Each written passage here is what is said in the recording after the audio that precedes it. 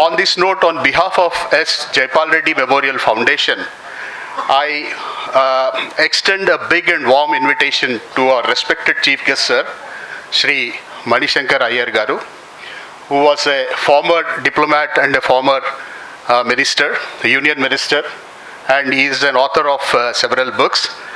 And distinguished guest speakers, Shri Mohan Guruswamy, senior economist, a prolific writer, a fantastic orator, and he is chairman and founder, Center for Policy Alternatives, and former advisor to the Finance Department, Finance Ministry, Government of India. And Professor K Purushottam Reddy, he is an eminent environmentalist and a political scientist. A very good morning, good afternoon, and good evening to all the netizens who are joining this session from across the globe.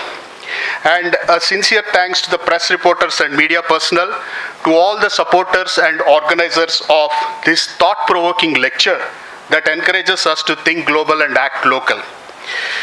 We are glad to see that there are some eminent personalities and dignitaries who have joined us at this venue amongst the audience, who have taken time out from their busy schedules to attend this lecture. A warm welcome to Professor Shankar Chatterjee, NIRD, Mr. B.V. Subbarao, and Sri Papa Rao.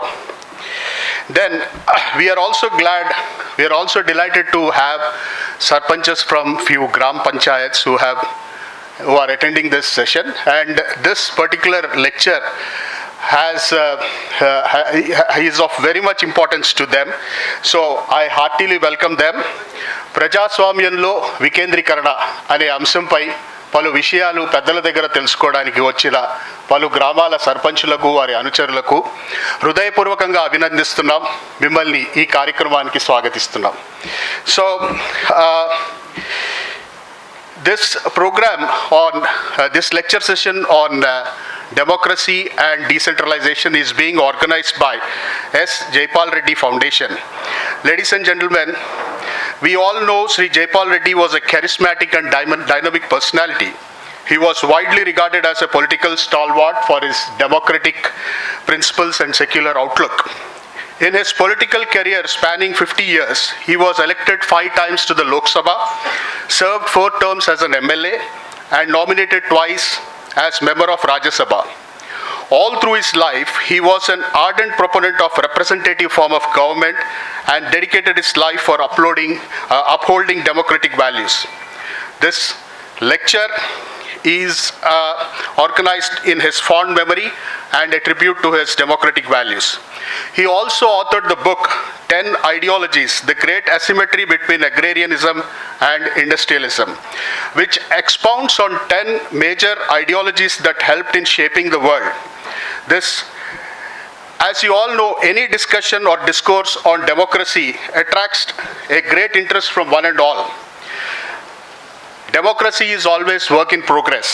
After all, it deals with our lives and how we organize our societies. A key ingredient of democracy is federal form of governance.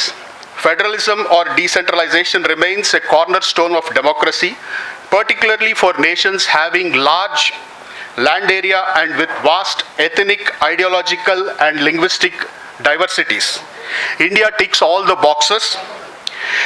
Federalism or decentralization, there are certain crucial features that were enshrined in the Indian Constitution by the founding fathers of the nation, and there is more to accomplish owing to changing socio-political environment in the country. However, the society is as always divided in opinions with regards to power sharing mechanisms and arrangements between the center and regional governments. Some fear that too much federalism shall diffuse power to an extent that the nation may disintegrate. Others opine that federalism will strengthen at grassroots level and empower them to obtain government services with ease and without any adverse impact on their regional identities. What then is the best format for Indian polity? What are the limits of devolution of powers and what are its implications, benefits and long-term outlook? What are the current trends? And many more questions arise in this context. There is a lot to know about this topic from our eminent experts. Hence, I take the pleasure in inviting eminent speakers of the day onto the dais to enlighten us on the topic of the evening, democracy and decentralization. We are extremely fortunate to have Shri Shankar Iyer as chief guest of today's program to share his expert views on the topic of the day. It is my honor, sir, to invite you onto the dais. Ladies and gentlemen, a thundering applause to Mr. Shankar Iyer, former Union Minister for Government of India. We also have with us as guest speaker Mr. Mohan Guruswamy, a prolific writer, head of Center for Policy Alternatives, distinguished fellow at the Observer Research Foundation and author of several books. Ladies and gentlemen, please join me in inviting Sri Mohan Guruswamy sir to the dais. It is an honor to have amongst us Professor K Purushottam Reddy, an eminent environmentalist, political scientist and development activist. I cordially invite Professor Reddy to the dais. Dear all, please welcome Professor K Purushottam Reddy with a big applause. We have three towering personalities here who grace the dais, waiting to share their knowledge and wisdom on the topic of the day, democracy and decentralization. It is our duty to express our gratitude to them for accepting our invitation to be our guest speakers. There is something pure and heartfelt and emotional and genuine about a bouquet of flowers. It always helps in expressing gratitude. I request Ms. Leela Lakshma Reddy to offer a bouquet to Sri Shankar Iyer.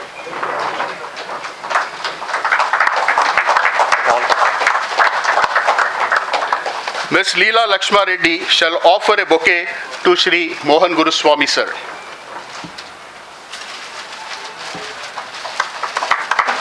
And a bouquet to Professor K Purushottam Reddy. On this note, it is time to continue with the program. Though they do not need special introduction, it's my pleasure to say a few words about our distinguished speakers before inviting them to the podium. Our first guest speaker, Professor K Purushottam Reddy. Professor Reddy is a contemporary and a good friend of Shri late S. Jaipal Reddy.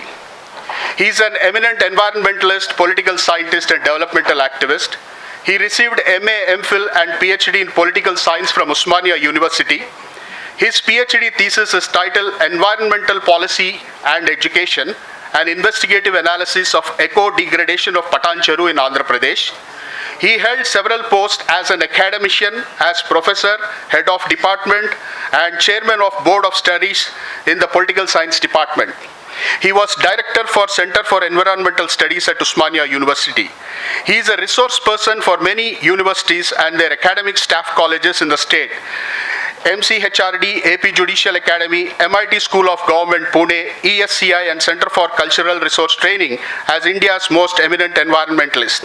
A true Gandhian in spirit with zero tolerance towards elements that disrupt social harmony and cause oppressions. He calls the society as his lab and dedicated his life for the cause of society and environment. So I cordially invite Professor K Purushottam Reddy to the podium. Respected Chief Guest, Sri Shankar Iyer garu, our distinguished guest, Sri Mohan Guruswamy garu, distinguished invitees, members of the family of Jaipal Reddy garu. In fact, it is my privilege to be able to stand here because I have been associated with Jaipal Reddy garu. He was my senior in the college, and together we were products of our time. And those times, believe me friends, the system was open, where the mind was free and without fear. In the words of Rabindranath Tagore, we had absolute freedom. We could invite any person, we could listen to their speeches, we would have tremendous interaction. So there were no restrictions from the state side. And that was the time when we heard the who is who of India, right from Nehruji and Dr. Ramanohar Lohia, Vajpayee, you name it and I can tell.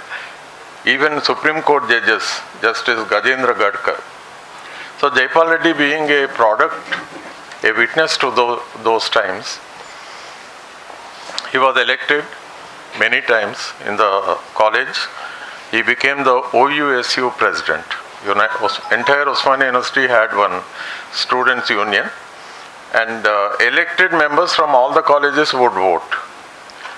So that was the time when there was freedom, when we were all products of, I'm not saying that we participated in the freedom struggle, but definitely we were the first beneficiaries of the excellent leadership which emerged after independence.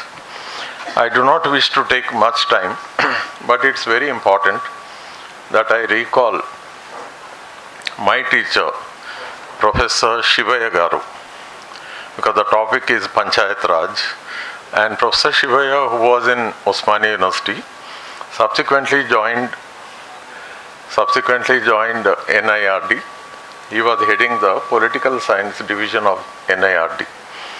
It so happened that Rajiv Gandhi visited as Prime Minister NIRD, and in his speech, something which became very famous, he talked about the journey of a rupee.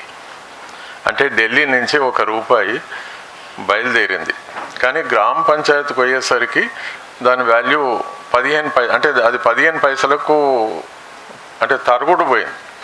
So మధ్యన ఎవరు కొట్టేసినారు ఏం కదా, that's a separate story.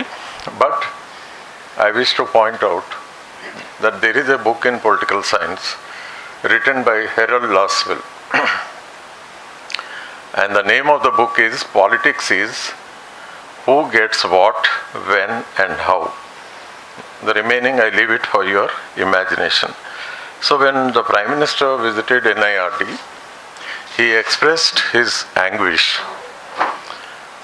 Then NIRD Director General suggested Professor Shivaya's name, and the Prime Minister and my teacher, they had a long conversation, and the task of drafting the Panchayat Raj bill, which subsequently became 73rd and 74th, that was entrusted to Professor Shivaya Garu, and it is because of his immense contribution.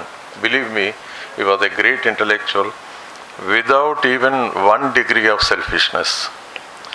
He sacrificed his life for the growth of the knowledge. So because of that attitude, this wonderful legislation came into being. But during Rajiv Gandhi's time, when it was introduced, it was known as the 64th and 65th Amendment. But unfortunately, then Rajiv Ji did not have the majority in the Rajya Sabha, and therefore it could not be adopted. Subsequently, 2 other Prime Ministers, but during P.V. Narasimha Rao's time, he was able to garner the requisite majority, and that particular bill was adopted under it's known as the 73rd and 74th Amendment. I am not going into the small little details, but I wish to point out what is the status. Today, definitely, the local governments enjoy what we call constitutional protection. To that extent, it is fine. But unfortunately, certain things have gone wrong in this country. The Election Commission, which is supposed to be autonomous, the State Election Commission, the State Finance Commission, in many a state, they toe the policy of the state government, which is unfortunate. As a result, what is happening? The local panchayats, particularly you take it in even urban government, because myself and Subbarao ji, during the COVID time, sir, we organized 100 webinars on the very many issues faced by Hyderabad and others similar urban areas in the country.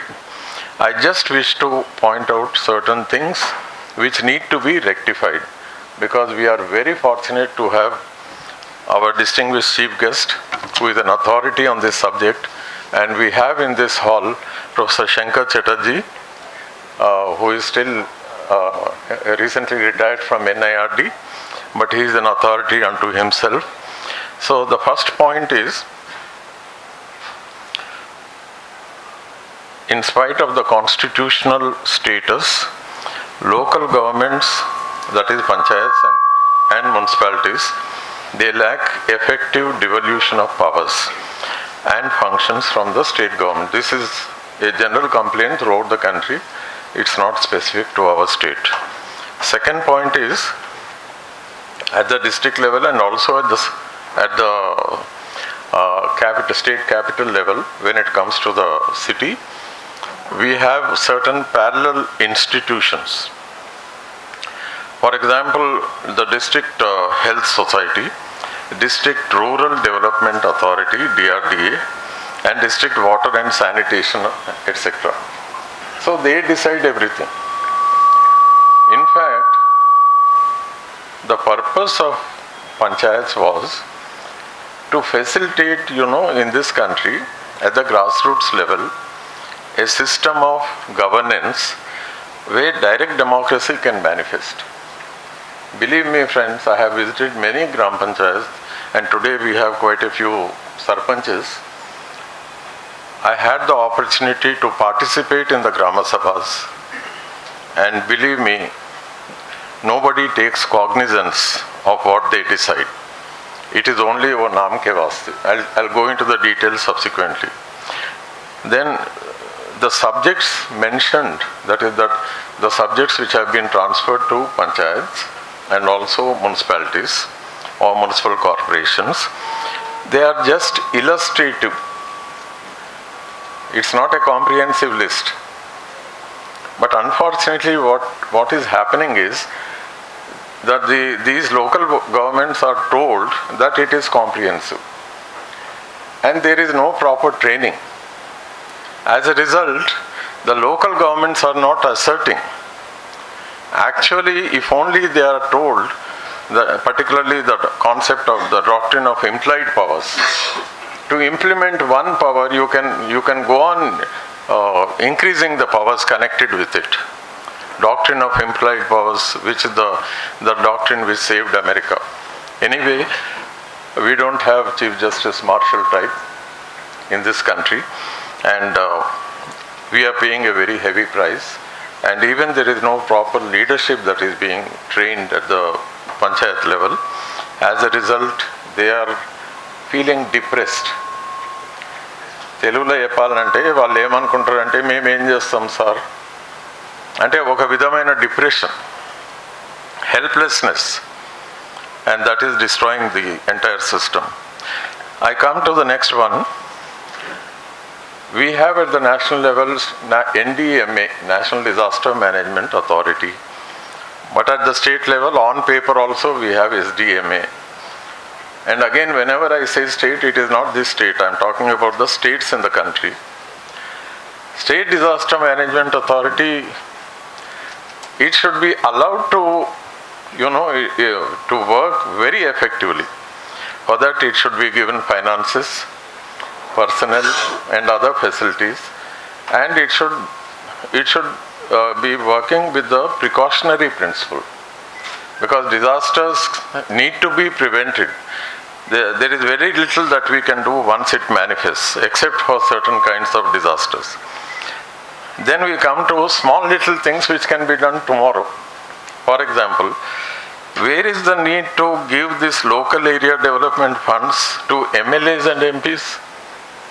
Local area development funds, they can be directly transferred to the local governments.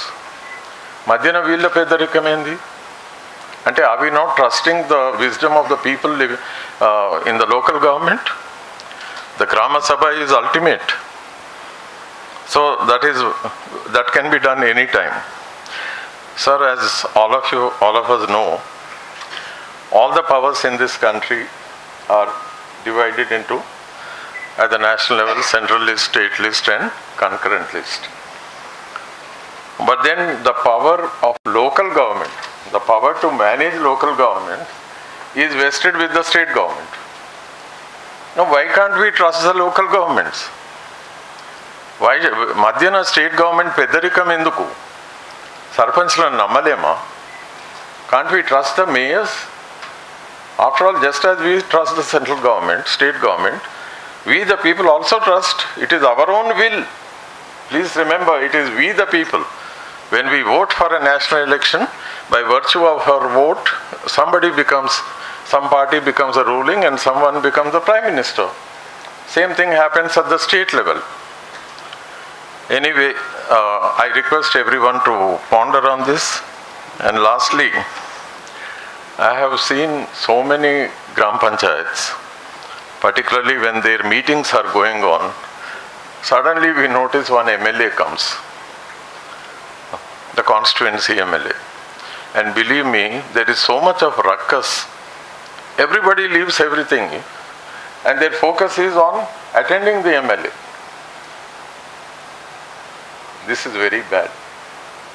Rule of law should be there. I don't understand the logic of MLA and MP attending local governments. This has to be rectified, or let there be a big discussion. So,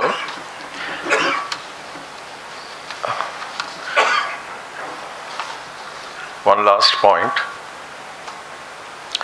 As I mentioned about the central list, state list and concurrent. Originally, India's state list had 66 powers. During the emergency, thanks to Mrs. Indira Gandhi, because when she imposed the emergency, definitely we all opposed it.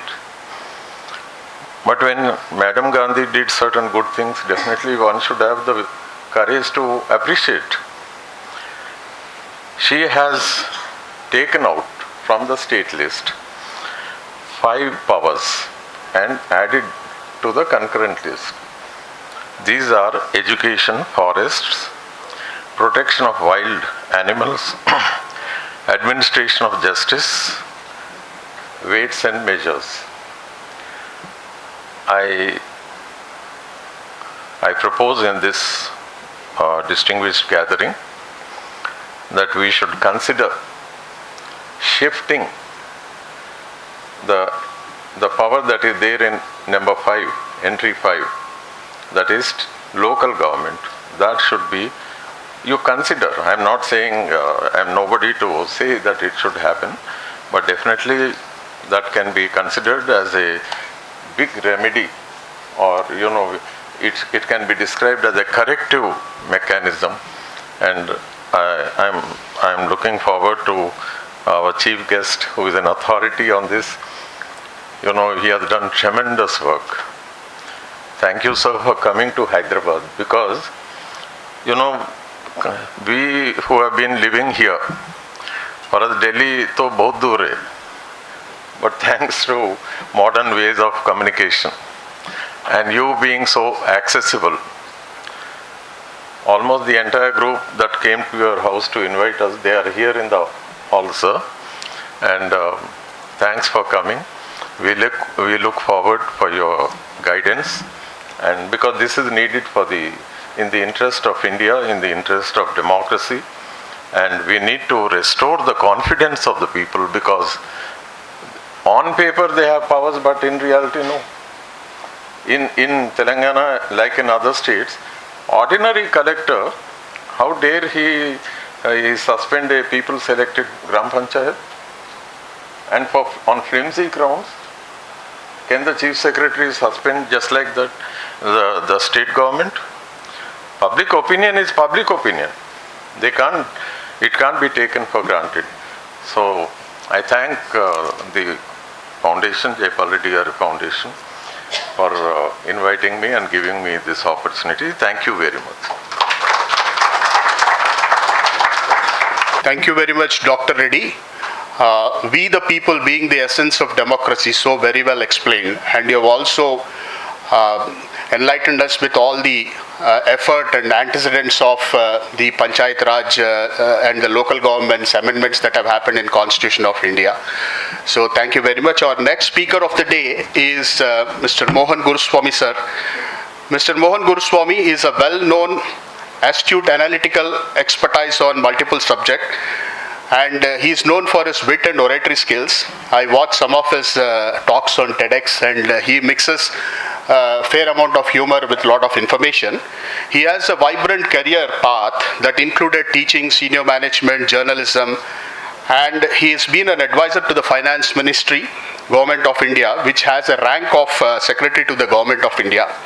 He was actually a product of Nizam College, Hyderabad, where he did his graduation and went on to acquire post-graduation in public policy, international affairs and management.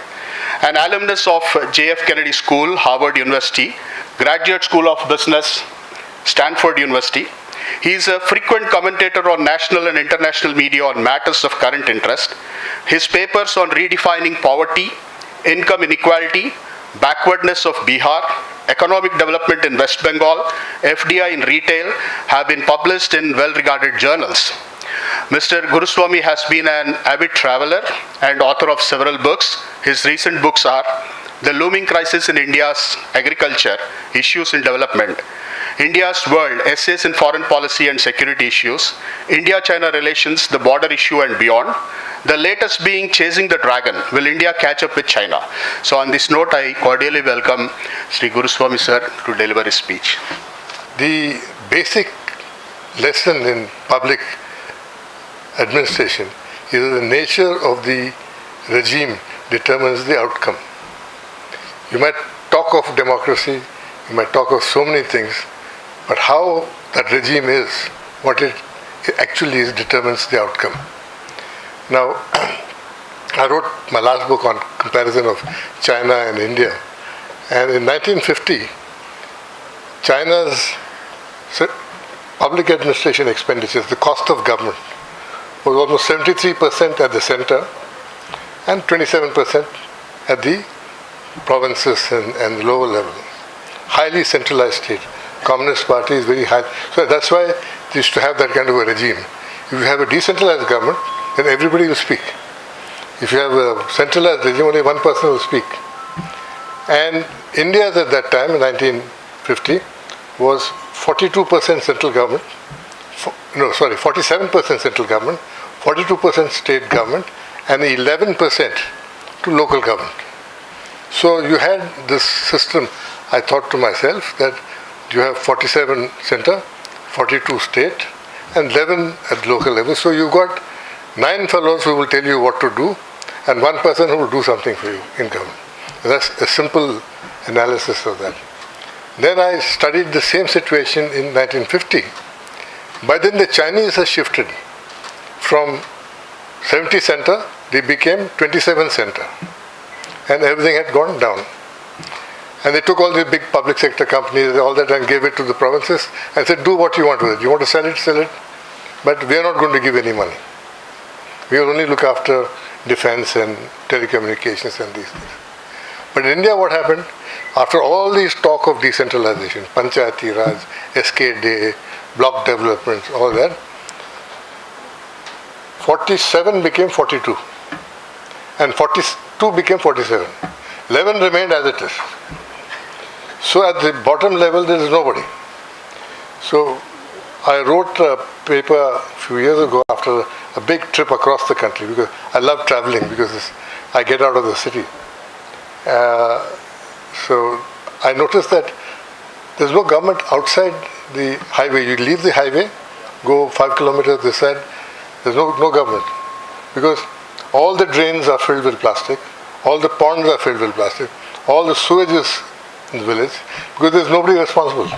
We had a traditional system where people by caste did their work, but we said, no, this is not the way we're going to do it. We will have a new system of government, and nothing is happening. Nothing works where there is no government.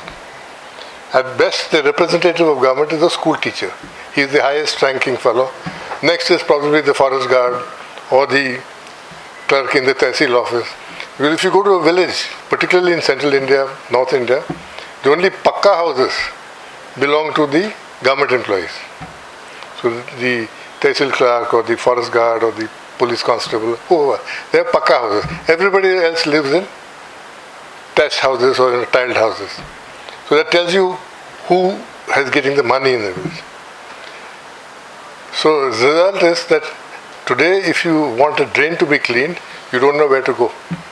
You don't know who to ask.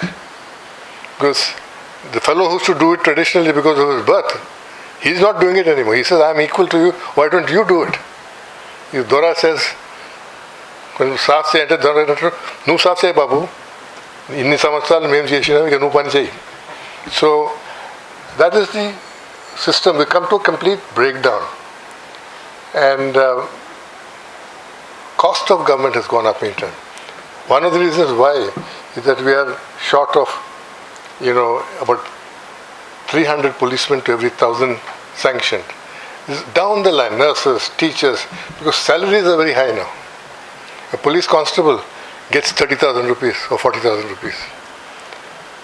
A clerk gets that much. School teacher gets that much. So the government doesn't have money to appoint more people. So they do contract labor. So contract labor fellow will get 6,000 rupees to teach in a school, and the permanent employee will get 30,000 rupees. And the schools are not employed. Primary health centers don't have doctors because government has no money. But in spite of that, the total cost of government, how much of money we pay for government, is 11.4% of GDP. And if you add pensions and all those benefits, it becomes 12.5% of GDP. Then we have, all our other commitments. So biggest expenditure in government is salaries of government, public administration. But are you getting any return for it? Because if you go to a village, it is the social structure is upended. The government employee is the tallest fellow, and so he's not going to listen to anybody. So every time I go to a school or in a village and I ask where is the teacher, they say Dora. And I went to a panchayat. I spent a few days in a panchayat in Madhya Pradesh, in Betul, and the sarpanch, the lady elected as the Gram Pradhan, she would come. She came to the morning office, opened the office, then put the stove, made some tea. Then the secretary of the panchayat, the fellow lives in the district headquarters 40 kilometers away. He comes and he says, "Ai, chai banai kya?" So that fellow is supposed to keep notes or records and all, but he is outranking her because he's got a motorbike, he's English speaking, he's a government employee. So the eye is making tea. I was sitting and watching. Then he said, ledger lao, kitna anaj hai, how much of rice is there, how much of wheat is there. So then she said, barabar hisab kare, then he went off. So government has effectively not transferred to people. So I said that something has to be done. One of the things the state government has done in its own way in this state is to have smaller districts, smaller collectorates, and then smaller mandals, etc., etc. So you're taking government down to people. But yet you are still stuck with the problem of not having people to work for you. Even in a city, if your tap goes, who will you go to? Or your electric bulb outside the street is not working. By the time you call the fellow, it's taking 4-5 days. So there's nobody doing any work. And this cost of government is very high. So 9 people doing nothing. So when Rajiv Gandhi said 85% doesn't go down, this is what he meant. Not corruption. There are too many fellows in between doing nothing. Corruption actually is not so big as we make out. Corruption in India is all small corruption, 5 rupees, 10 rupees, nothing, cup of tea. But if you want to see corruption, you must go to China. Everybody is corrupt. All the Politburo members have properties in America. All of them. Most of them are billionaires. Indian corruption, till Rafale and things started happening. It's very small. So I don't think we are hung up on corruption, but we should be looking at reforming government. Reform is decentralization, empowering people. I don't know why a school in a village should be run by the director of education sitting in Hyderabad, or the director of medical services is running a clinic somewhere else in Adilabad. The people of Adilabad, we should have, in the old days we used to have district medical boards, district education, they've all gone, all become nice and central.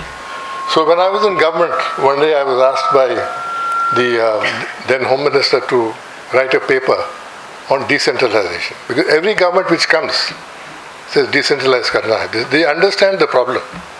So I made a presentation and all that, and all the chief ministers invited. So Chief Minister of Gujarat, K Purushottam, he heard carefully and he said, ये सब करेंगे तो हमारे पास कौन आएगा?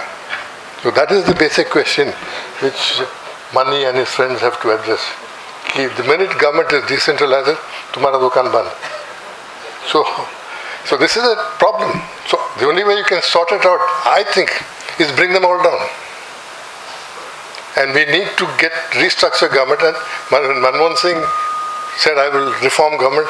How can you reform government? How can you destroy the system which put you there? So I think we've gone far. So either the system has to break down, or the country has to break down, or the entire... So something has to be done. And something will happen. You can't continue like this forever. Sooner or later something will happen, and people of India have got a lot of life, a lot of strength, and once they are up, they are up. Thank you very much. Sir, that's a lucid account of ground realities. Thank you very much. And what happens in suburban areas and villages and what needs to be done. So I move on to our next guest, who is the eminent personality, Shri Shankar Iyer sir. He is an iconic figure in political circles, a former diplomat, who after a distinguished career in foreign service became a senior leader in the Indian National Congress. He was 4 times Member of Parliament, thrice to Lok Sabha from Mayiladuthurai constituency, this is in Tamil Nadu, and was nominated once for the Rajya Sabha. He joined the Indian Foreign Service and served as the Joint Secretary to Government of India in Ministry of, and later he headed Ministry of External Affairs and later at Prime Minister's office. He attended Doon School, where he took the role of student editor to the Doon School Weekly. This is where he met late Prime Minister Sri Rajiv Gandhi, and they remained very close associates. Later he did his graduation in economics from Delhi University, followed up by Bachelor of Arts in Economics from Cambridge University. He joined the cabinet of Dr. Manmohan Singh-led UPA government, where he was the head of Panchayat Raj. Shri Shankar Iyer also held the portfolios for Ministries of Petroleum and Natural Gas, Youth Affairs and Sports, and Development of Northeastern Regions. In 2006, he was honored as the year's outstanding parliamentarian by the President of India. During his long tenure of public service, Mr. Iyer developed a reputation for being an avid orator, a prolific newspaper and journal columnist, and an authority on South Asian politics. He has written several books, few of them dedicated to our late Prime Minister, Mr. Rajiv Gandhi. He has always been an advocate of grassroots democracy and pressed for representative form of government, as he always carried a clear understanding about the process of devolution of power. So I cordially invite respected Chief Guest Sir, Sri Shankar Iyer, to deliver his lecture. Welcome, sir. Respected members of the family of my friend S. Jaipal Reddy Garu, my fellow speakers, Sri Mohan Guruswamy Garu and Professor Purushottam Reddy Garu, I would particularly like to note the presence of several sarpanches from our panchayats who are among us, and distinguished ladies and gentlemen. I feel uncomfortable speaking to you in English. So, with everybody's permission, I'll mix some sentences in English with some sentences in Hindi, so that I hope I can get through to the most important segment of this audience, which I think are the sarpanches who have taken the trouble to come from their respective villages here to this meeting. Mahatma Gandhi ने चाहा था कि पंचायत राज हमारे जमहूरियत का बुनियाद बने, और डॉक्टर अंबेडकर ने कहा कि ये कैसे हो सकता है, हमारे गांव में तो रद्दड़ है, कुछ भी नहीं है, लोग एक दूसरे को पीड़ित करते हैं, जो ऊंचे वर्ग के हैं, जो ऊंचे जात के हैं, वो अपनी तानाशाही चलाते हैं, और इसलिए हमने कुछ कोशिश किया कि गांव में लोगों को सुपुर्दगी करके उनको सशक्त करें, तो कैसे जिया जा सकता है. In short, Dr. Ambedkar rejected the idea that Mahatma Gandhi had put forward of making Panchayati Raj the basis of our constitution, the basis of our democracy, on the ground that the villages of India are cesspits, that they are socially oppressive, that the higher castes will capture all power and they will use it in order to further oppress the Dalits. And that is why the Constitution of India has only a small one-line provision for panchayats in the directive principles of state policy, which means it's not justiciable, and it is there to be found in the Constitution. जबकि महात्मा गांधी को बताया गया कि मसौदा में पंचायत राज का कोई जिक्र ही नहीं है, तो उनको हैरियत हुई. उन्होंने कहा कि ये कैसे हो सकता है, लेकिन उनका देहांत 1 महीने के अंदर हो गया. और उसके बाद जबकि डॉक्टर राजेंद्र प्रसाद ने कहा कि आप पंचायत राज को ले आइए, उनको बताया गया कि बहुत देर हो गया है, और जबकि इस पर चर्चा होती है तो सही जगह पर कुछ न कुछ पंचायती राज के बारे में लिखा जाएगा.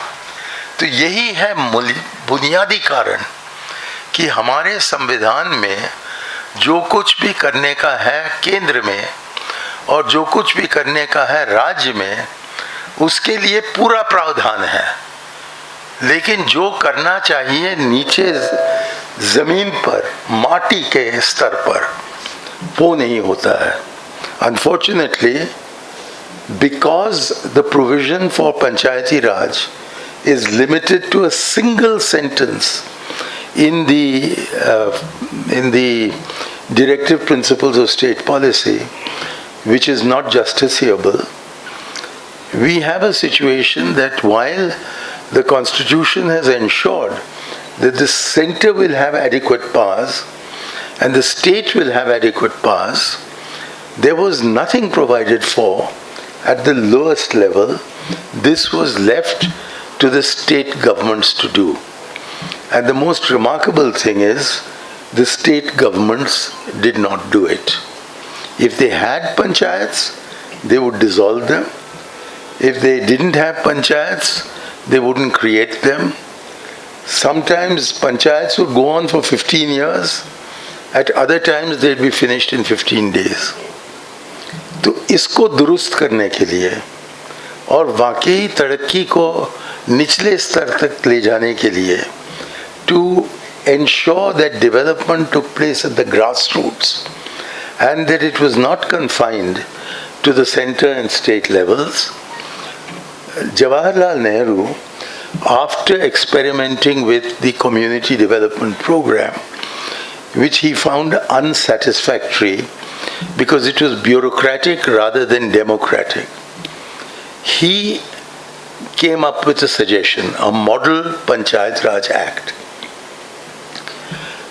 पंडित जी ने सोचा कि इसको दुरुस्त करने के लिए, जबकि उनको पता लगा कि कम्युनिटी डेवलपमेंट प्रोग्राम जिसके ज़रिए ब्लॉक डेवलपमेंट ऑफिसर्स बनाए गए थे देश भर में और जिनके शिकार आप सब लोग हो, उस ब्लॉक डेवलपमेंट ऑफिसर को सारा सशक्त करके जनता के हाथ में कुछ नहीं रहा. तो इसलिए पंडित जी ने एक कमेटी बनवाया बलवंत राय मेहता के ज़रिए, और उन सिफारिशों के आधार पर उन्होंने एक मॉडल एक्ट तैयार किए. क्यों एक मॉडल एक्ट? क्योंकि पंचायतों को निर्माण करना वो राज्यों की जिम्मेवारी थी. तो उन्होंने कहा कि हम संविधान को नहीं बदलेंगे, हम इतना ही करेंगे कि हम उनको बताएंगे सब राज्यों को कि कैसा पंचायत राज को गठित किया जाए.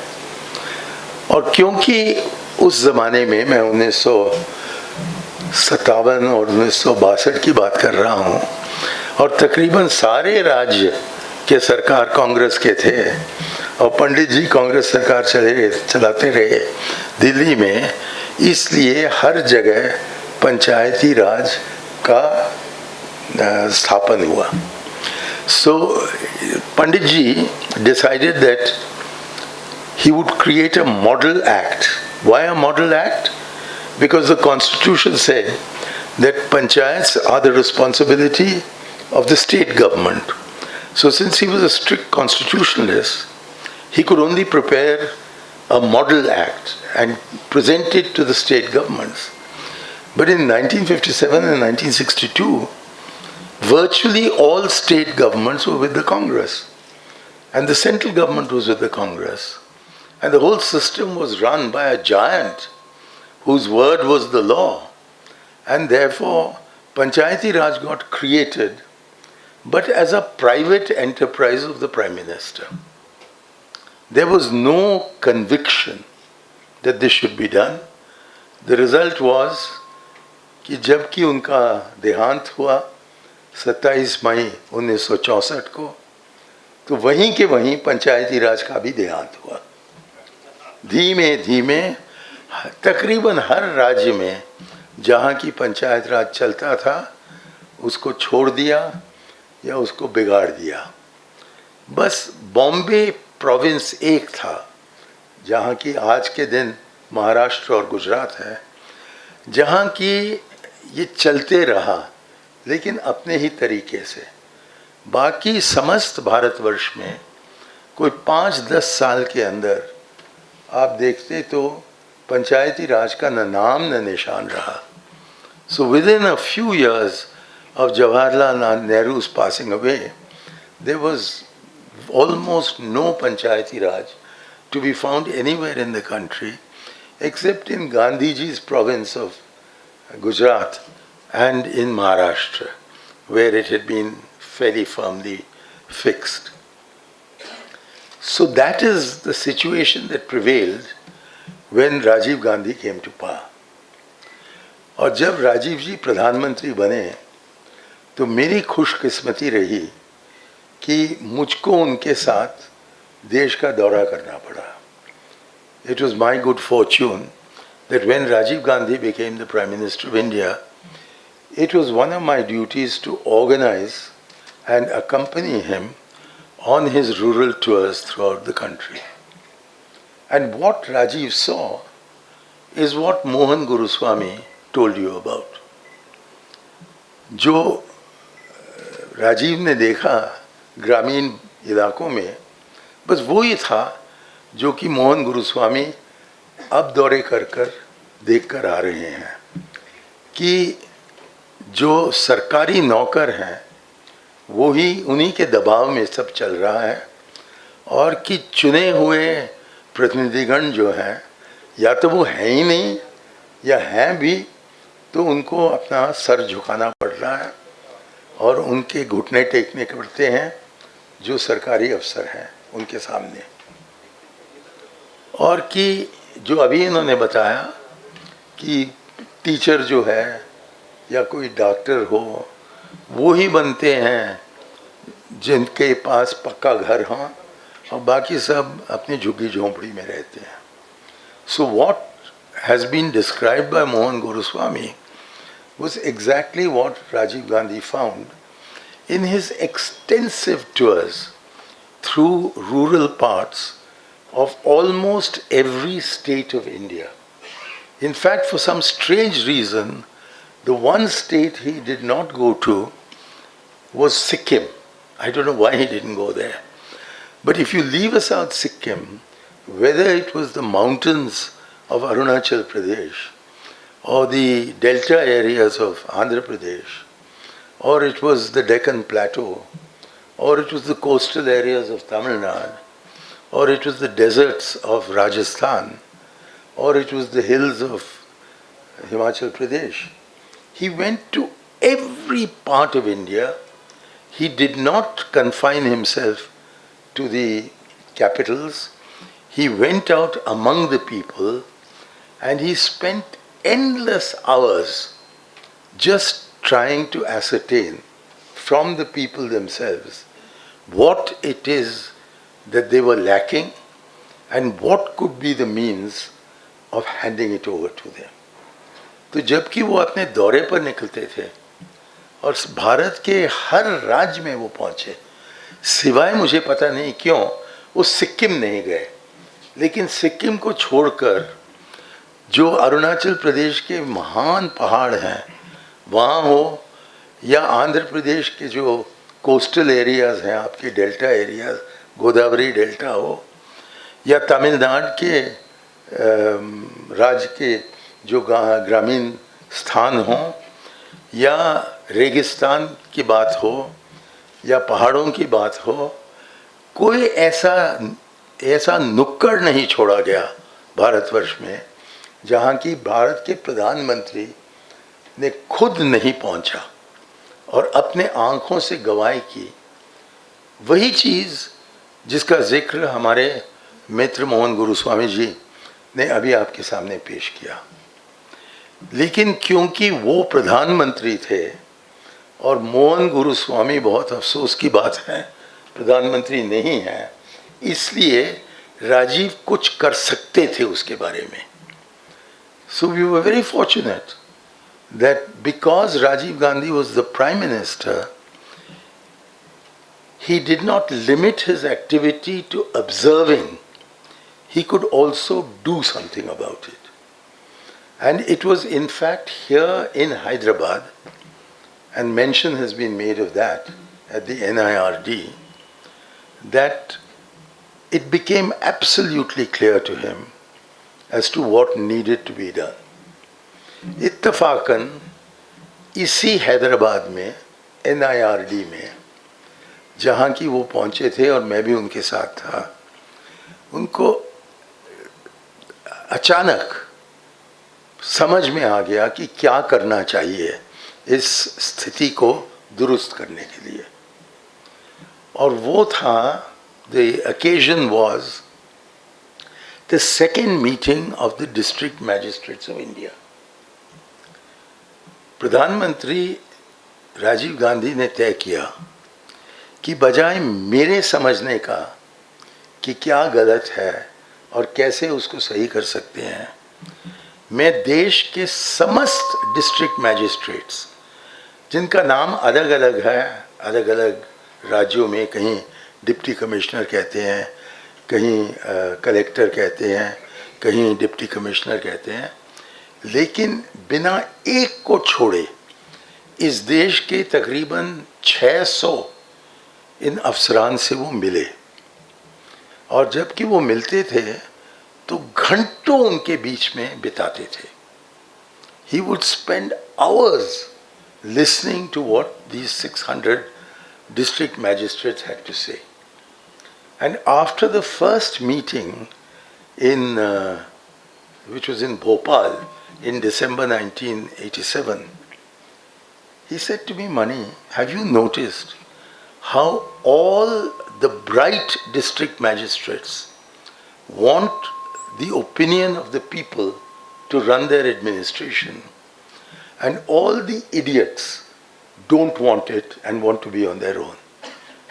राजीव ने मुझसे पहले मीटिंग के बाद, जो कि दिसंबर सन 1977 में हुआ था, 87 में हुआ था भोपाल में, उन्होंने मुझे एक तरफ ले जाकर कहा कि आपने देखा है क्या कि जितने भी बुद्धिशाली डिस्ट्रिक्ट मैजिस्ट्रेट्स हैं वो सब कहते हैं कि जनता के प्रतिनिधियों से राय मशवरा करके हमने शासन को चलाया तो बेहतर होगा, और जितने भी बुद्धू हैं वो सब कहते हैं कि हम पर छोड़ दीजिए, हम अकेले कर सकते हैं, ये जो अनपढ़ हैं इनसे हमारा क्या लेना देना।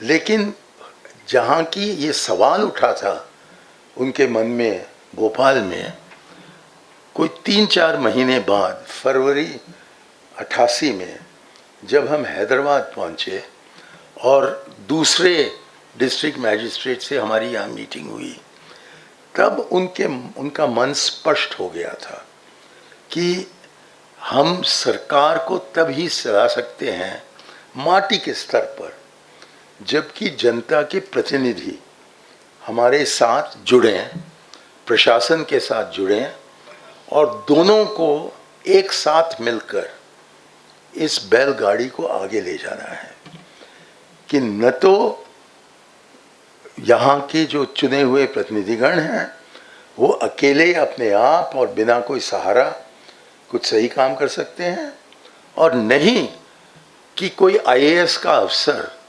वहाँ डिस्ट्रिक्ट में पहुँचे और कहे कि मैं जानता हूँ सब कुछ क्योंकि मैं पढ़ा लिखा हूँ, मैं सेंट स्टीवंस का हूँ, मैं कैम्ब्रिज का हूँ, और इसलिए मुझे क्या सीखने की ज़रूरत है इन अनपढ़ गदगद लोगों से।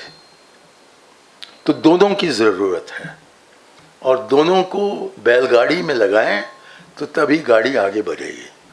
It is only if the bureaucracy at the grassroots can be yoked to the same cart that the people's representatives are attempting to pull, that between the two of them they will be able to achieve what needs to be achieved. And then over the next 3 meetings, 3 और ऐसे meetings हुए, एक मणिपुर में, इम्फाल में, एक जयपुर में और एक कोयम्बतूर में। तो मतलब पूरे देश में वो घूमे, अपने डिस्ट्रिक्ट मैजिस्ट्रेट से मिले। कभी कभी ऐसा हो जाता था कि हम मीटिंग में रात के 3 बजे पहुंचते थे, रात के 3 बजे पहुंचते थे, पूरा दिन यात्रा करने के पश्चात, और उनको बस अपना मुंह धोने का था और कुछ नहीं, पहुंच जाते थे और ऐसा काम बातचीत करते थे लोगों से जैसा कि सुबह का 9 बजे हो। लोग बेचारे सोते सोते जवाब देते थे उनको, और 3 बजे से लेकर 6 बजे तक हमारी बहस होती थी, और फिर 8 बजे को जनाब तैयार हैं कहने के लिए कि आज की यात्रा अब शुरू करें। अब मुझे पता नहीं कहाँ से उनको इतना दम मिला, और ये तो मैं ज़रूर नहीं बता सकता हूँ कि मुझको कहाँ से दम मिला उनके पीछे जाने का, लेकिन वो थे हमारे बॉस, तो इसलिए उनके कहने पर हम भी चलते थे। Anyhow, these meetings would go on at all hours of the day, and I particularly remember a meeting in Coimbatore after he had travelled through the whole of northern Tamil Nadu from the early morning till and done a rally in the middle of the night, that after 12 o'clock he arrived at 3 a.m. to meet these district magistrates, and he stayed with them till 6 in the morning, and then at 8 o'clock he was ready to start his day again.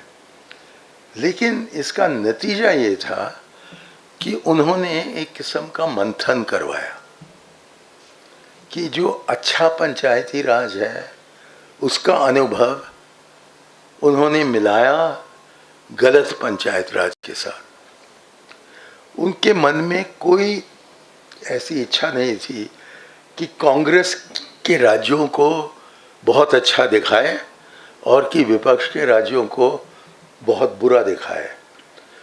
खास तौर पर यहाँ आंध्र प्रदेश में जो एनटीआर साहब ने शुरू किया था, उसको जाकर जांच करने के लिए वो खुद निकले और अपनी गाड़ी चलाते हुए उस ज़माने का जो आंध्र प्रदेश था, समस्त आंध्र प्रदेश, वहाँ पूरे घूमे और जगह जगह पर रोककर लोगों से पूछते थे, वहाँ के सरपंचों से पूछते थे, और एक डिस्ट्रिक्ट डेवलपमेंट प्लान करते थे एनटीआर साहब, उसको भी समझकर बंगाल में जहाँ की कम्युनिस्ट सरकार थी वहाँ बहुत अच्छा पंचायत राज चल रहा था, तो वहाँ से भी समझकर लेकर उस सब का एक मंथन बनाकर, और उसके बाद जो अमृत निकला वो ही अंत में जाकर पंचायत राज के संशोधन बने संविधान में।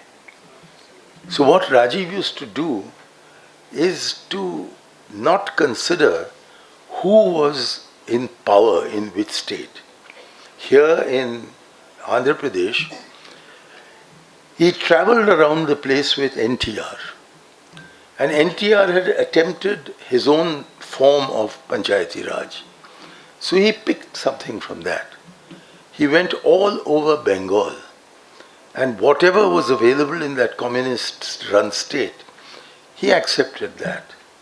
He went to Karnataka and was very impressed with what Ramakrishna Hegde, who was deadly anti-Congress, what was he doing? And he had a man, minister called Abdul Nazir, and he picked up everything he could from Abdul Nazir. And he threw all these elements into having the kind of manthan which produced, with the efforts of Mohini, the Amrit in our traditions, and what he produced was the Amrit of Panchayati Raj. And that was to say that Panchayat Raj will remain a state subject.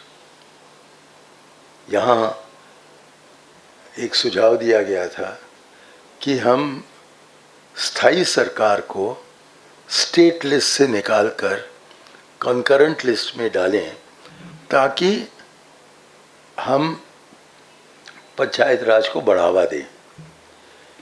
लेकिन राजीव ने कहा नहीं, क्योंकि वो नहीं चाहते थे कि केंद्र और राज्य के बीच में झगड़ा शुरू करवाए। वो तो चाह रहे थे कि हमें स्थायी इकाइयों को सशक्त करना है, और वो एकमात्र हमारा लक्ष्य रहना चाहिए, और एकमात्र लक्ष्य रहने से ही कुछ करवा पाएंगे। So he ruled out any question of changing the constitution. And don't forget, that was the years of the Sarkaria Commission, and they had come out in 1987 with their report on center-state relations, and the Bombay judgment was about to come. So he didn't want to take the focus away from the empowerment of the panchayats and shift it into the controversy over the center and the states. At that time, Jaipal Reddy was in the opposition. उस समय जयपाल जी विपक्ष के नेता थे, और उन्होंने बड़ी मुखालिफत की ये जो पंचायत राज को लाने का प्रयास हो रहा था। और उनका बस यही कहना था ख़ास तौर पर कि ये तो एक राज्य का विषय है, आप केंद्र में बैठकर क्या कर रहे हो, PM to DM without CM, ये था उनका आलोचना। अब इसमें कोई खास सच नहीं थी, क्योंकि सीएम को बुलाते थे, कहते थे कि आप भी आइए, लेकिन अक्सर विपक्ष के सीएम खास तौर पर पहुंचते ही नहीं थे, और वो बस लगे हुए थे बोफर्स की बात करने में, शाबानों की बात करने में। और क्योंकि उनको ये आंदोलन चलाना था उनके खिलाफ, तो इस रचनात्मक काम में ऑपोजिशन के जो मुख्यमंत्री थे और ऑपोजिशन के जो मेंबर्स थे, राज्यसभा में तो बहुत थे, लोकसभा में कम थे, लेकिन उनकी मुखालिफत रही, ये हकीकत है। इसलिए उन्होंने कहा कि हम ऐसा करेंगे कि पहले हम स्थापित करेंगे कि संविधान के ज़रिए पंचायत राज होना ही चाहिए, कि पंचायतों के बिना आप रह नहीं सकते हो। तो कि ये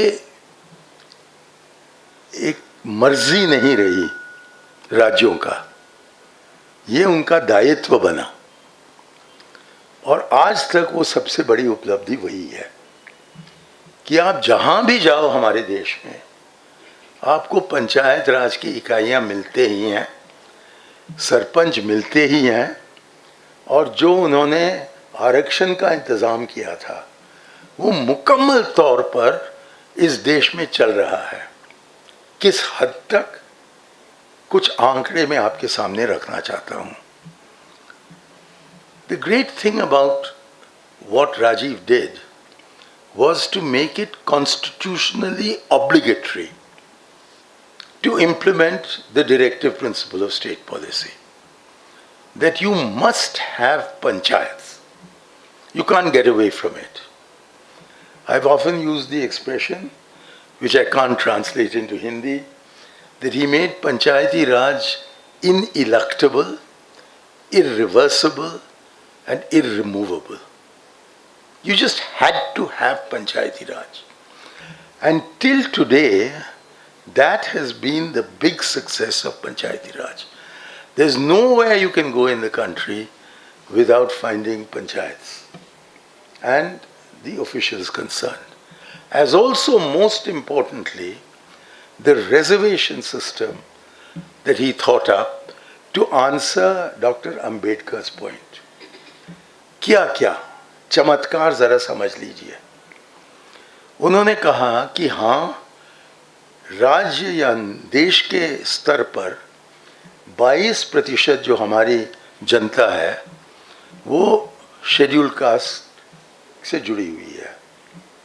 तो बजाय ये कहने का कि हर पंचायत में 22% आरक्षण रहेगा, उन्होंने कहा नहीं, आप गांव में जाकर देखिए, जहाँ की या उन गांवों में जाकर देखिए जहाँ की पंचायत स्थापित होने वाला है, और वहाँ जो भी शेड्यूल कास्ट का हिस्सा हो तदनुसार आरक्षण होगा. तो यदि गांव के स्तर पर 40% एससी हैं तो 40% आरक्षण होता है, और यदि किसी और गांव में 10% ही एससी हैं तो 10% ही आरक्षण होता है. नतीजा ये कि जबकि आप गांव के स्तर पर, तालुका के स्तर पर या ब्लॉक के स्तर पर और फिर ज़िला के स्तर पर आरक्षण को कुल मिलाकर देखोगे तो 22% ही आएगा. लेकिन हर एक गांव में जहां की ज़्यादा एससी लोग रहते हैं वहाँ उन्हीं का राज होगा, और जहाँ की कई दूसरे लोगों का होता है, ठीक है, वहाँ दूसरों का होगा. लेकिन इससे भी आगे उन्होंने महिला आरक्षण के लिए इंतज़ाम किया. आज के दिन जब आप लोकसभा को देखें तो हालांकि हमारे देश की आबादी में 50% या आधी आबादी महिलाओं की है. कितनी महिलाएं हैं लोकसभा में? शायद 8% महिलाएं, और देश में 50% महिलाएं हैं. और उन्होंने कहा कि नहीं, हमें, उन्होंने शुरू किया 1/3 से, फिर आगे बढ़ते बढ़ते अब 15 राज्यों में 50% हो चुका है आरक्षण. सो महिलाएं जो निचले स्तर के हैं वो सब इन इकाइयों में आ चुके हैं. और आप पूछेंगे कि कितने, तो मैं कुछ आंकड़े आपके सामने रखना चाहता हूँ. There are altogether about 250,000 village panchayats in India. Now to these 250,000 panchayats, we have and then the urban local bodies, we have elected a total of some 3.4 million, yeah, 34 lakh representatives. Let me translate that into Hindi. हमारे देश में तकरीबन 2.5 लाख 250,000 गांव हैं, और हमने चुनकर निकाला है कोई 34 लाख प्रतिनिधिगण, जो कि हमारे स्थायी इकाइयों में ग्रामीण स्तर पर और फिर ऊंचे के स्तर पर चुनकर निकाला है. अब पहले क्या था परिस्थिति कि कोई 500 लोग थे जो कि चुनकर जाते थे दिल्ली, और कोई 4,500 थे जो कि चुनकर जाते थे हैदराबाद और अन्य जो राज्य के राजधानियां हैं. बाकी बैठे रहो। राजीव की क्रांति इतनी थी कि जहां की 5,000 लोगों का शासन चलता था देश भर में, कश्मीर से कन्याकुमारी तक, आज के दिन गांव में 34 लाख प्रतिनिधिगण हैं, 34 लाख, और इनमें से 14 लाख महिलाएं हैं, 14 लाख महिलाएं, 14 lakh elected women. India has more elected women than in the rest of the world put together. गजब की बात है कि भारत में चुने हुए महिलाओं की संख्या दुनिया भर के चुने हुए महिलाओं से ज्यादा है। अब तालियां तो बज नहीं रही हैं, लेकिन मेरा ये कहना है कि मुझको यहां आने की क्या जरूरत थी आपको बताने के लिए। आप खुद क्यों नहीं इसको जानते थे? एक ही कारण कि ये जो 14 लाख महिलाओं का मैं जिक्र कर रहा हूं, वो सब गरीब हैं, वो सब पिछड़े जात के हैं, वो सब SC ST हैं। तो हमारे ठेठ मैडम जो कि कांजीवरम साड़ियाँ पहनती हैं, वो कहते हैं कि हमारे लिए क्या जगह है, कुछ नहीं है, तो इनको जो हमारी नौकरानियाँ हैं उनको जगह देकर हमें क्या फ़ायदा। It is a tragedy that this great achievement of India, independent India, as a result of Rajiv's move, is so little known only because women of a certain upper class do not get adequate representation in parliament or the assemblies. So they dismiss what we have achieved for their servants and their servant sisters. And we have a very dirty system going on in Haryana and Rajasthan to prevent uneducated women from coming to the top, which is by laying down restrictions on the number of children they can have. If they had 2 children when they were elected and get a 3rd child while they are in office, they immediately dismissed. If they haven't paid their electricity bills, they can't stand in the elections. If they have taken a loan from a bank and have not repaid it, they can't stand in the election. If they haven't passed such and such a class, they can't stand for a panchayat election. If they haven't passed such and such a class, they can't stand for a taluka election. If they haven't passed such and such a class, they can't stand for a district election. The result is that 85% of the women who were elected in Haryana before these rules came in, 85% of them did not qualify to stand in the next election. और इसका क्या नतीजा है ज़रा सुन लीजिए और समझ लीजिए और अपने आईफोन्स को ज़रा छोड़ दीजिएगा।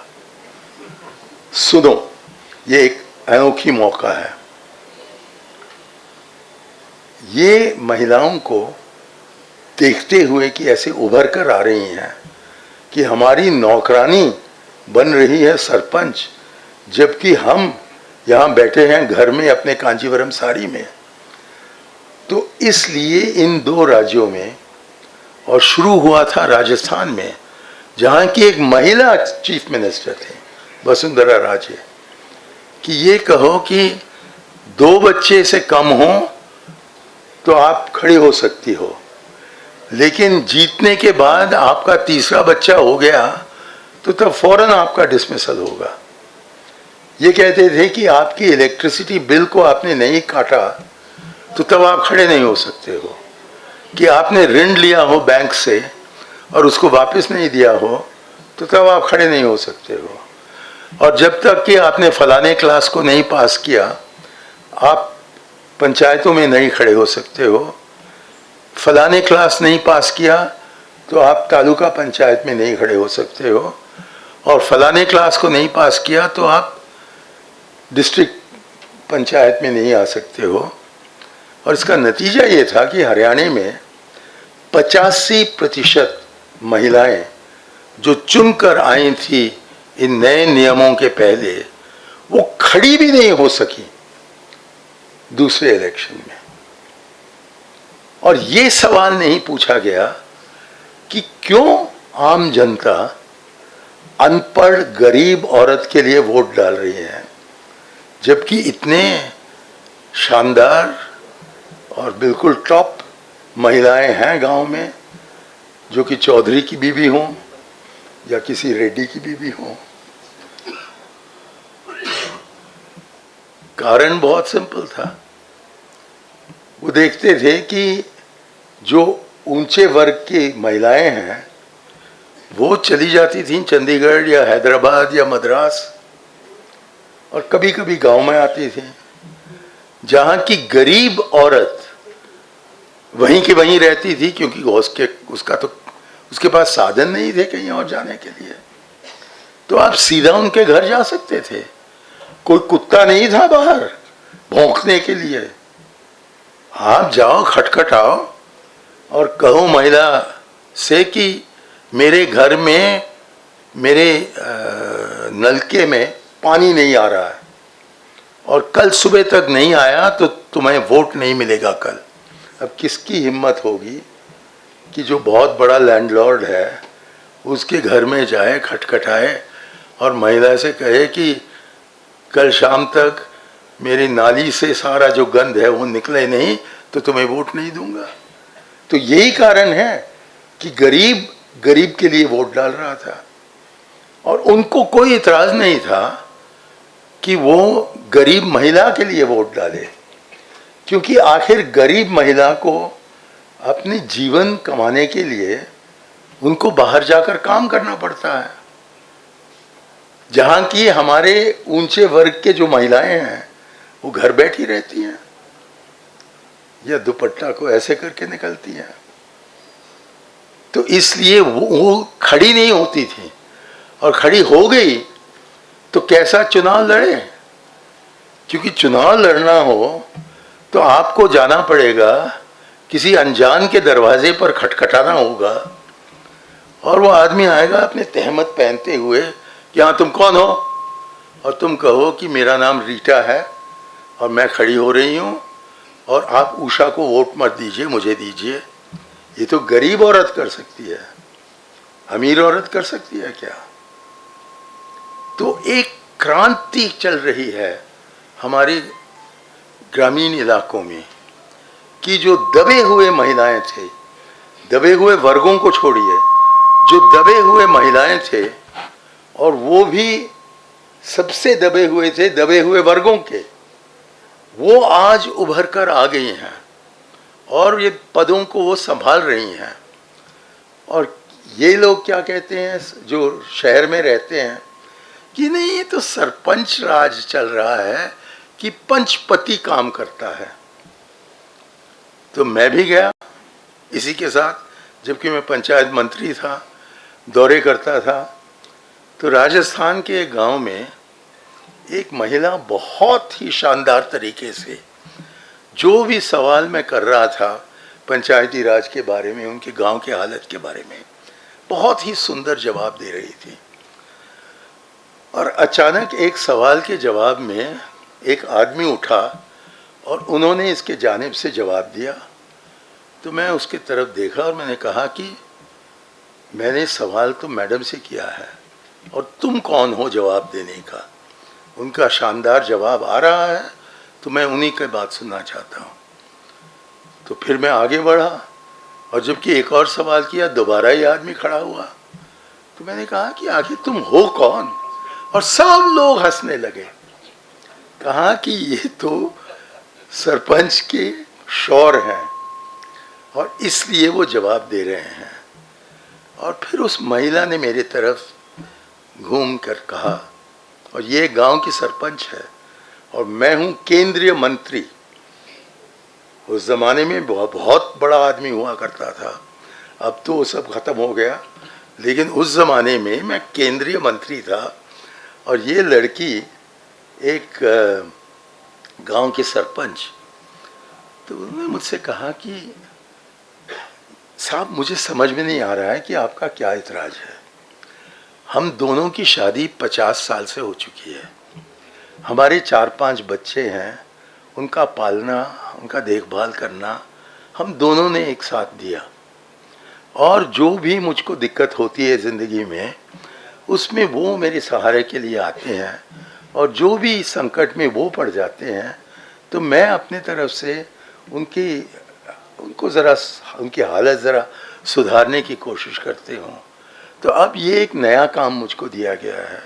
मैं तो पहले कभी सरपंच नहीं रही हूँ, और मैंने अपने शौहर से पूछा कुछ मदद के लिए, तो आपको क्या इतराज़ है कि वो मुझे मदद करते हैं? And I was unable to answer. I know that in my life, whenever I am down, it's my wife who pulls me up. And whenever I am floating too much in the air, it's my wife who pulls me down, brings me to reality. So if I need my wife, well, why shouldn't she need her husband? And why all this talk of Sarpanch Pati? It's all a way of denigrating women.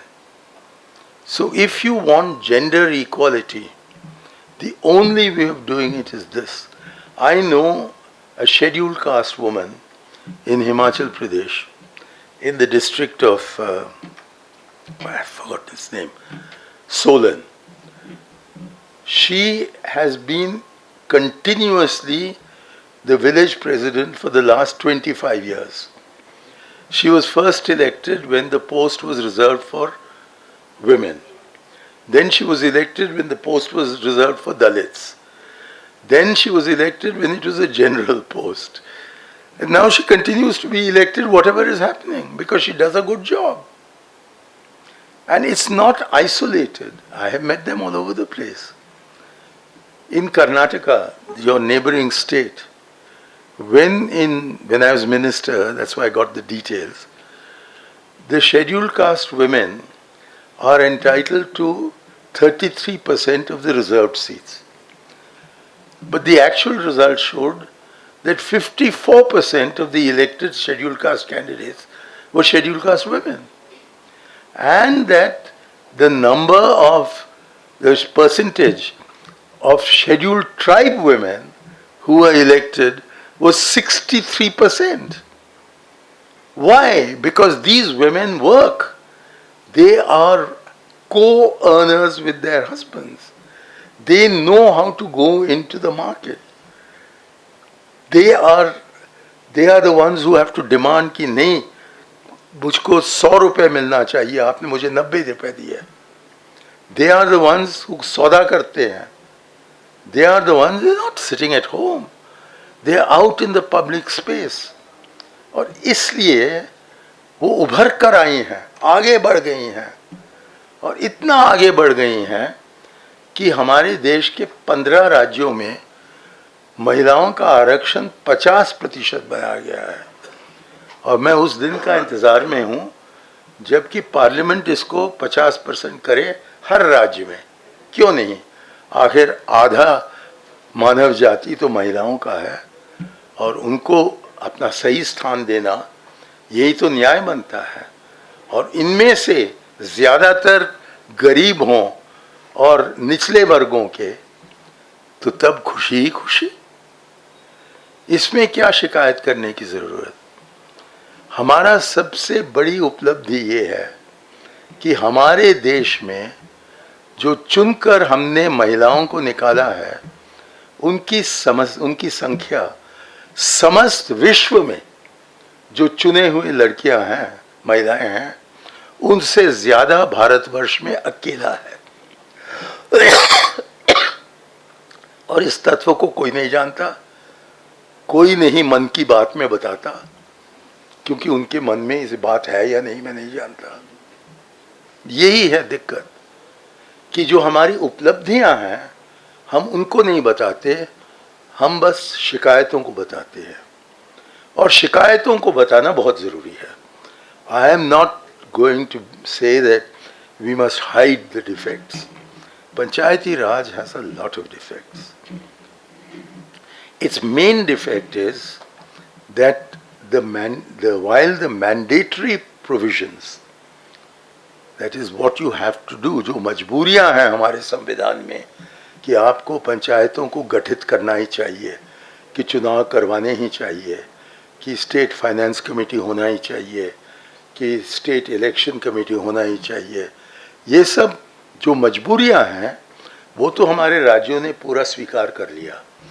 लेकिन बहुत से प्रावधान हैं जो कि सशक्तिकरण से जुड़े हुए हैं और वो मजबूर नहीं करता है, वो सिफारिश देता है राज्यों को कि आप ये कीजिए वो कीजिए. So the constitutional provisions are recommendatory. Whatever is mandatory is happening all over the country. Whatever is recommendatory is not happening. जो भी मजबूरियां हैं उसको तो राज्य सरकारों ने चुन लिया है, अपना लिया है, लेकिन जो सिफारिशें हैं उनको वहीं के वहीं छोड़ दिया है. तो इस परिस्थिति में आप क्या कर सकते हैं? What are the steps that you can take to ensure that the mandatory provisions, that the recommendatory provisions of the Constitution are given the same status as the mandatory powers? Well, the answer is very simple. It is that all state governments have enacted conformity legislation to the constitutional provisions. And those are justiciable. After all, the State Act on Panchayati Raj is common law. You can challenge it. A constitutional provision, you have to show that there's a constitutional infirmity. Otherwise, the Supreme Court won't take note of it.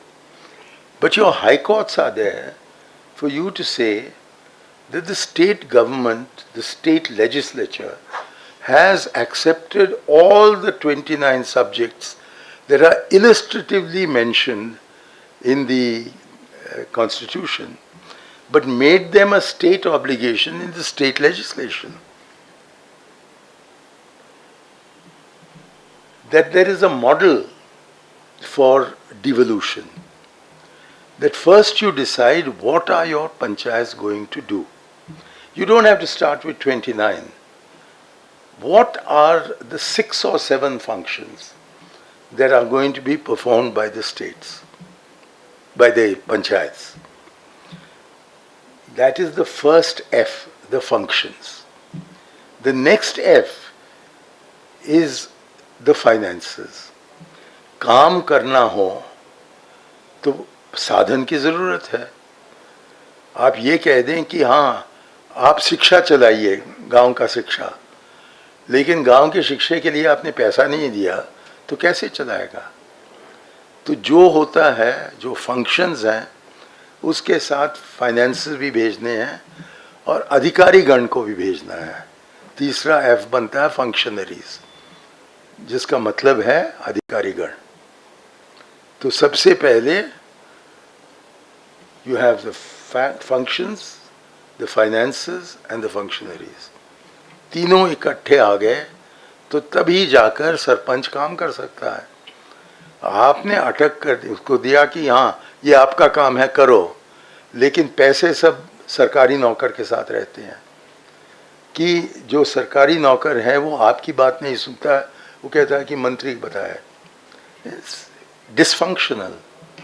So Panchayati Raj has been made dysfunctional by the non-observance of the provisions of the state law. So don't change the position of the panchayats from the state list to the central list or the concurrent list. If you try to do that, you are centralizing in the name of decentralization. But if people like Professor Purushottam Reddy and NGOs are able to go to the Hyderabad High Court and say that this is what is written in the Andhra Pradesh law. And the reality is that it is not happening. And produce all these punches, these sarpanches, as your witnesses. How can a high court deny you? लिखा हुआ है कानून में, कानून को बनाने वाली है तेलंगाना की सरकार, और उन्होंने उसको लागू नहीं किया तो उन पर शिकायत लग सकता है और दंड लगेगा कोर्ट के तरफ से, और उसके बाद भी उन्होंने नहीं किया तो तब आप कोर्ट में जा सकते हो, कह सकते हो कि ये कंटेम्प्ट ऑफ कोर्ट है।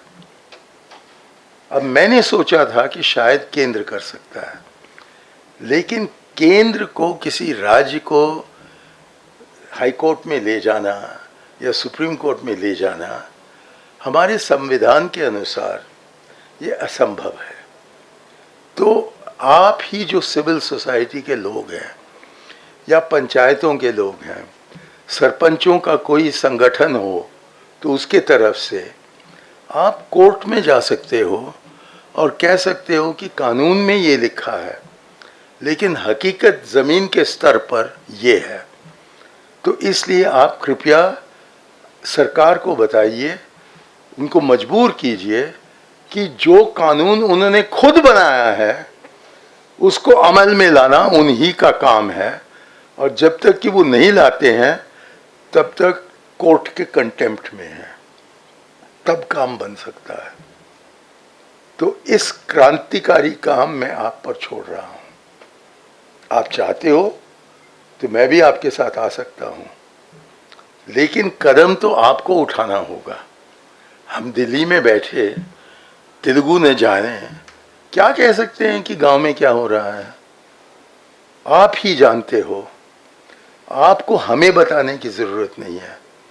आप ही अपना दस्तावेज दरख्वास्त तैयार कीजिए, वकीलों की कोई कमी नहीं है, वकीलों का जो राय मशवरा है वो ले लीजिए और उसके साथ पिटिशन तैयार करवाइए, और सरकार जो भी रंग का हो, टीआरएस का हो या कांग्रेस का हो या कम्युनिस्ट का हो, उनको सीधा अदालत के सामने पेश कीजिए और कहिए कि ये उन्होंने खुद अपने कानून में, अपना लिखा हुआ कानून में ये बताया है और ये नहीं कर रहे हैं, तो इसको सही करने के लिए क्या किया जाए। यहाँ आप इनकलाब जिंदाबाद कह सकते हो, लेकिन किसी और पर छोड़ना कि और कोई आएगा, कोई पुरुषोत्तम रेड्डी आएगा या कोई मोहन गुरुस्वामी आएगा, चलता नहीं है। आप ही लोगों को खुद कर, इसलिए मैं आपके तरफ देखकर बोल रहा हूँ, ये आपके लिए संदेश है। आप अपना संगठन बनाइए, और आपको पता न हो कि कैसे बनाएं तो बगल में जो कर्नाटक राज्य है वहाँ बहुत अच्छे संगठन बनाए गए हैं पंचायतों का, केरल में भी बनाए गए हैं, मेरे ख्याल में एक हद तक तमिलनाडु में भी है। मैं नहीं जानता कि यहाँ है या नहीं, और मैं नहीं जानता कि बंटवारा के बाद जबकि आंध्र प्रदेश को अलग किया गया तेलंगाना से, कि कोई संस्थान तब हुआ होगा जो कि, और उसकी क्या हालत है आज। लेकिन क्योंकि ये आपके स्वार्थ से जुड़ा हुआ है, क्योंकि आपको अपना काम करने के लिए छूट मिलना चाहिए, तो ये कदम आप ही उठाइए, और आपके साथ जुड़ने के लिए बहुत से एनजीओज़ होंगे, बहुत से वकील होंगे जो मुफ्त में भी ये काम करने को तैयार होंगे, और फिर हम देखें कि कौन इस क्रांति को रोक सकता है। बहुत बहुत धन्यवाद, नमस्कार, जय Hind. Sir, with all those numbers and details, you have put Google to shame. It's your wealth of knowledge and immense experience as a political leader that was speaking here. And you have concluded with a very inspiring note. And I'm sure our sarpanches here will take necessary action. As I was saying, that no conversation about democracy will be conducted without mention of the ideological seeds sown by the father of the nation, and the constitutional provisions drafted by Baba Saheb Ambedkar, and the democratical institutions set up by Pandit Jawaharlal Nehru. Thank you very much, sir, for all the information you have given. Especially, your experiences with the late Prime Minister Sri Rajiv Gandhi and the noble works he has done towards empowering the Panchayat Raj is really commendable. And it is really quite a bit of information that we all need to know. Thank you. Respect to the Jaipal Reddy sir, who has a great personality because he fought those days with Mukesh Ambani sir. And I will speak little bit Telugu, though my mother tongue Bengali, Desa Bhasha Londu Telugu Lessa. Panchayat, there are lot of development in Telangana. So, few statistics I will hand over if possible they give. Because the Panchayat Raj developed the Mahatma Gandhi NREGS, 100 days work. And Telangana, lot of persons have been benefited because last 30 years, Nenu Telangana, Pura district law visited IPND. And so lastly, today is a very auspicious day, though 9th May, 7th May, there is a great personality, Telugu person born in India. Sir was telling many do not know, we do not highlight, Sitarama Raju, Aluru Sitarama Raju, 26 years age, he fought for the democracy and he was killed by the British, correct? We should highlight this type of names because Iroju, we are enjoying democracy because of like Sitarama Raju, Alaru Raju. And lastly, sir, I visited 50 countries and Chinese people told Indian democracy is very good. I have written an article, Chinese people told, because China you cannot highlight. If you ask what is the Tibetan policy, they can, in Telugu, oddu, matladu ledu, like that. So scared of the Chinese rule. Till now, few years back visited. Thank you very much. Thank you, sir, for giving the opportunity. Thank you, sir. And one more person, that is my friend B.V. Subbarao, who is an international consultant when it comes to environmental issues. And I request Subbarao ji to please come. Thank you so much, Professor Purushottam Reddy garu. I started my career at the age of 23 in Basta as a central government employee. And I was hearing only three things. We praise small farmer.